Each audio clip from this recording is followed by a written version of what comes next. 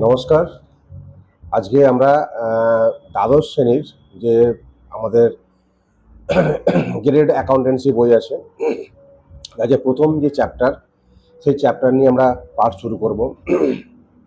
প্রথমেই আমরা এই চ্যাপ্টারের প্রথম অংশ আছে appropriation of profit and capital account, এবং এর প্রথম চ্যাপ্টার যেটা আছে সেটা হচ্ছে পার্টনারশিপ ফার্ম।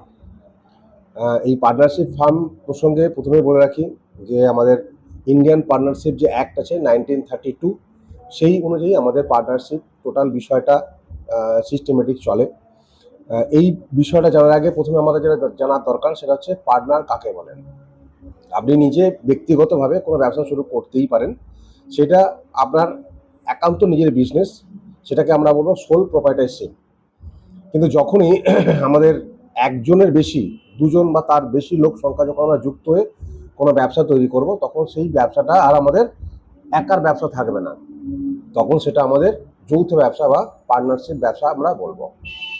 তাহলে পার্টনারশিপ ব্যবসা কাকে বলে? পার্টনারশিপ ব্যবসা হচ্ছে এক বা একাধিক ব্যক্তি যখন সংঘবদ্ধভাবে কোনো একটা ব্যবসাকে পরিচালনা করে এবং তার দায় দায়িত্ব, তার সমস্ত রকম নেগেটিভ এবং পজিটিভ সমস্ত কিছুই বোধ ব্যক্তিরা অ্যাকসেপ্ট করবে, তখন সেই বিজনেসটাকে আমরা বলবো পার্টনারশিপ বিজনেস।